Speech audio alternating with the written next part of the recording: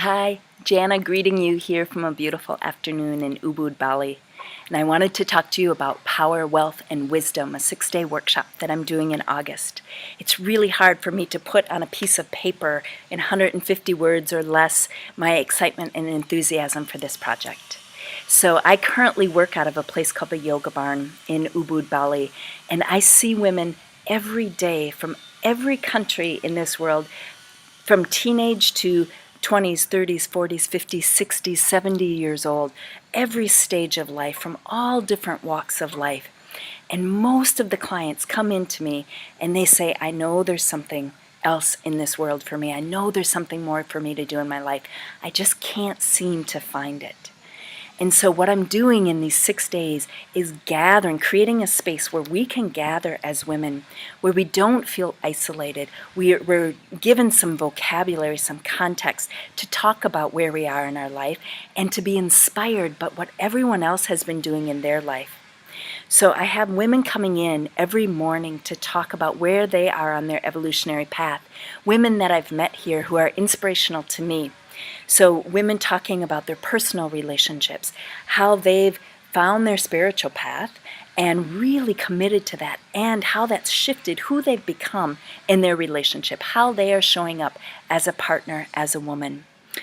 Another woman coming in and talking about in the corporate world, how her kind of awakening has shifted who she is and how she's showing up and how she's presenting her product to the world, to women in particular.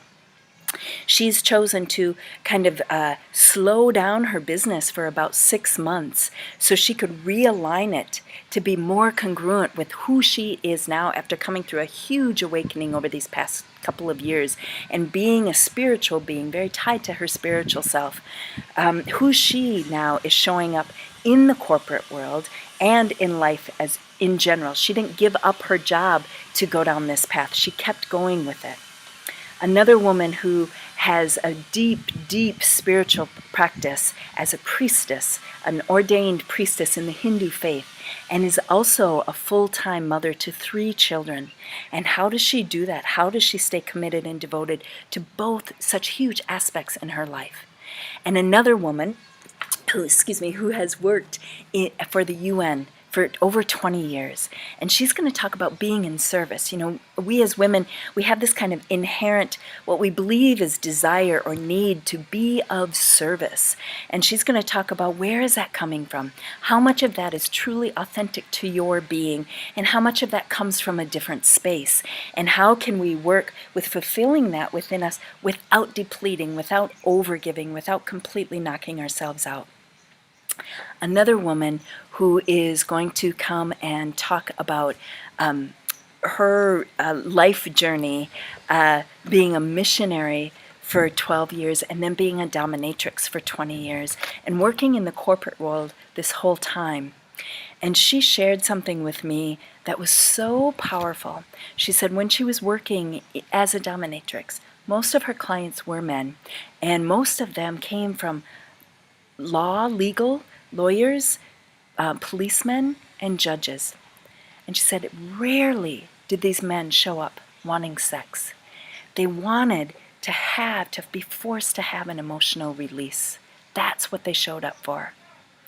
And although I hold men accountable for their emotions and their actions and how they choose to show up in the world as well, for me, that just stopped me in my tracks and asked me, I had to ask the question of who shows up in the relationship? Who am I showing up as a woman, as a partner in relationship? What is my role in that? Who are we as women raising boys to be where they don't feel that an intimate relationship is a safe place for them to actually be emotional? So how does that affect us in our life? And how can we reframe that so that our partners do feel safe enough to have that kind of intimate exchange? And whether it's heterosexual or homosexual relationships, it doesn't matter. One person is usually holding more of the masculine or the feminine energy. And so who are we showing up as? The title Power, Wealth, and Wisdom comes from a conversation I had with a high priestess here. And she relates it to the three feminine deities in Hinduism: Durga of power, Lakshmi of wealth, and Saraswati of wisdom.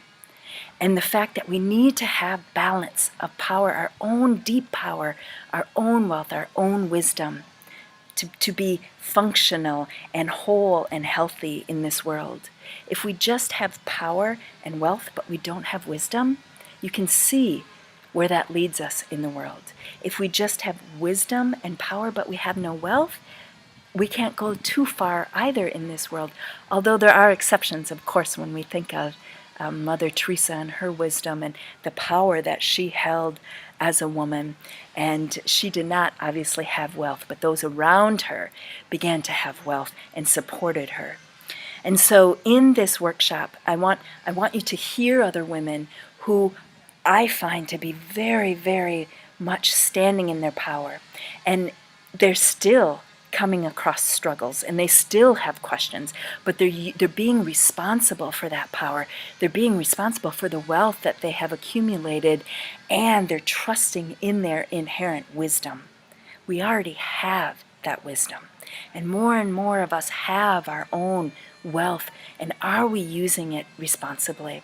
And now as we're deepening into the power, the true power that comes from within, not power that has, authoritative manipulation, you will do this because I'm your boss, not that kind of power, but power that we feel as women.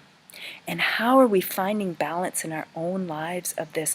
Whether we choose to stay in the corporate world or in the business world, or we choose to stay at home, or we choose to work in a different industry, how are we finding balance?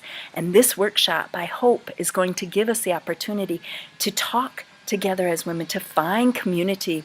So no longer do we feel isolated. We have vocabulary. We can reach out to other people to say, this is what's going on in my life and I don't know how to handle it. And someone else that you met on the other side of the world through Facebook or email or whatever it is can say, I'm here with you. I've got it. This is what I did. Does that help? So we have a place to gather, to really step in and to know you can go back to your husband, you can go back to your family, to your job, and still be on your evolutionary path. Not everyone has to give up everything and start over.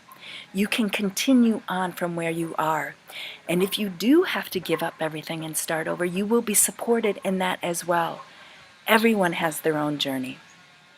And so I'm so excited about this, and I've gotten such a great response. And I think women are really craving this opportunity to come together, to speak as real women, and to find solutions. I don't have all the answers. That's why I'm gathering my friends to help me give resources. And then I will learn just as much from you as you hopefully will gain from being there and listening to me and to other women and to talking to other women, sharing our stories. We're really missing these kind of gathering places of women. There's so much competitiveness out there and so much comparison to women of what they have that we don't have, or can we get this better job? And I've worked in corporate. I know what that environment is like. And so I ask that if this excites you, if you have more questions, to email us. Email me at jana@janajohnsonhealingworks.com and talk to me. If there's a way that I can help you to get here, if there's payment plans or something that I can do to help you get here, I will do whatever I can to do that. So I'm open to conversation with you about this. Just reach out. I'll give you more details and emails if you want. Look on the webpage, janajohnsonhealingworks.com. Go to the events page. There's information there. Go to the Facebook page. Join the Facebook page. Again, go through my janajohnsonhealingworks.com. Go to the events, and you'll find a Facebook page there as well. And if you have questions, please feel free to reach out to me through Facebook or through my email. And I'm so excited to have you join me, and I look so forward to it. Thank you.